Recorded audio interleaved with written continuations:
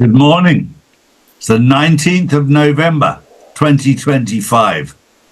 I find it entertaining that the BBC are saying, you can't fine us because you're fining the British public. No, we're not. We're fining you. The government funds you and the government were involved. So you'll pay.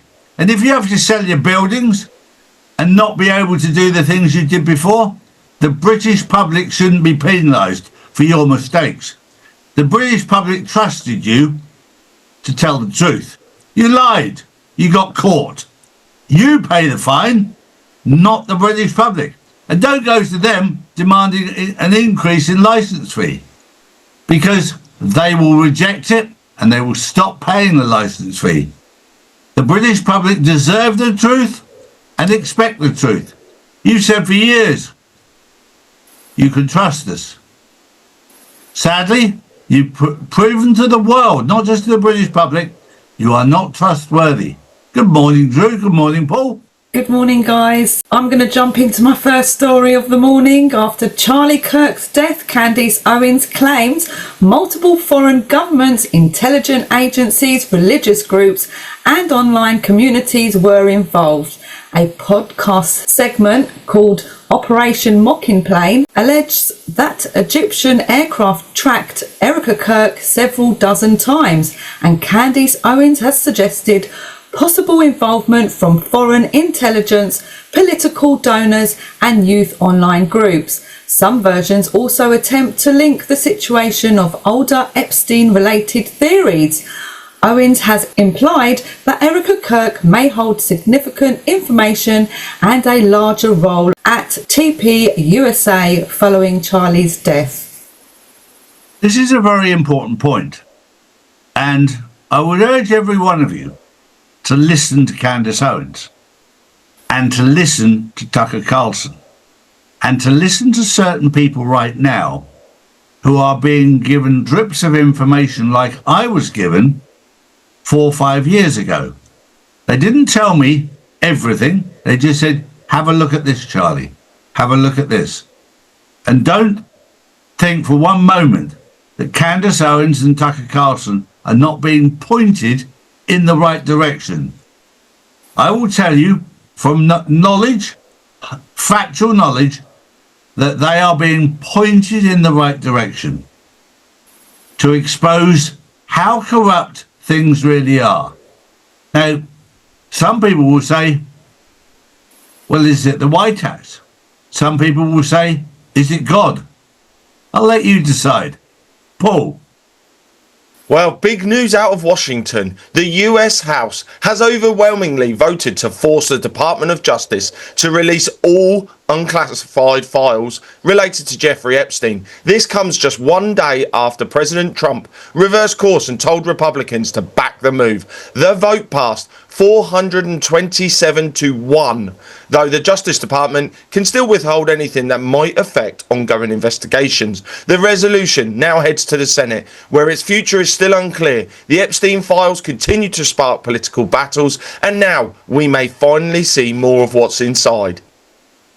Well, just for the record, I've known for a long time there are two sets of Epstein files. One is real and one is fake.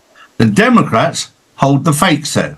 This is why Pam Bondi and Kash Patel said there was no Epstein files, to try and provoke the Democrats to go, we've got them here. This is all part of the pantomime. This is all part of the flushing out of the old system. Now they've been caught faking the Epstein files to try and get rid of them. They're caught between a rock and a hard place. They've fallen into the trap. So the Epstein files will be released, but now the real ones will be released. Drew. Well, as the momentum of the exposure is getting bigger and bigger, states are pushing geoengineering bans and advocates want answers, and HHS under RFK Jr. is now at the centre of a national debate over government transparency in environmental policy. Federal agencies insist there's nothing there. Millions of Americans want independent verification. This conversation isn't going anywhere. Well, this is a very important story because geoengineering is being admitted in public now, there's still certain people trying to deny it because they realise that they are involved in genocide. The implications of what they're doing, they've been caught.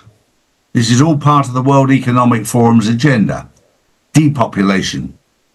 Whether it's big pharma, whether it's big tech, whether it's 5G, whether it's geoengineering, whatever it is, it's all part of the population reduction agenda. Now, if you believe in the population being overpopulated, you obviously don't believe in God. Very, very clear.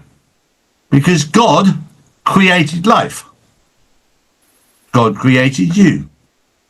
And I'll tell you right now, God didn't make a mistake. He never made one. So if you believe there's too many people on the planet, you're saying that God made a mistake. You need to look inside. When you realise that God didn't make one mistake, then you'll realise this whole agenda is from the other side. And without knowing it, you've been supporting the other side because you haven't thought it through. You haven't thought through that God created life. God gave every man and woman and child life. And you think he made a mistake? He needs to think again. Paul. President Trump has rolled out full red carpet luxury at the White House as he hosted Saudi Crown Prince Mohammed bin Salman. The two leaders celebrated massive US-Saudi investments, new defense agreements.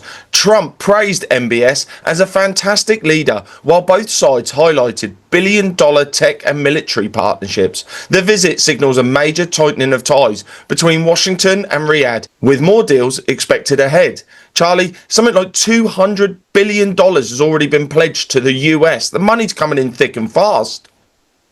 It is, and this is also a very, very important strategic move. It shows that the United States of America is now aligning with Saudi Arabia and disaligning with Israel. This is a very big shift in the region. I've worked in the Middle East for 25 years, and most people know that Israel has had the United States by the short and curlies, like that, for many years. Those days are over. Now, the level playing field is being negotiated between the US and Saudi Arabia. Israel are not invited to that party, but it will level out the whole of the Middle East. And what it will do is it will bring to an end the endless wars that have been created by Israel, whether you like it or not, whether they participated or funded it or provoked it. Those days of war are coming to an end, and you can look forward to living in a peaceful world. I leave you with that on the 19th of November, 2025. We'll see you this evening on the Insiders Club. Have a wonderful day. Take care. Bye-bye. Noble Gold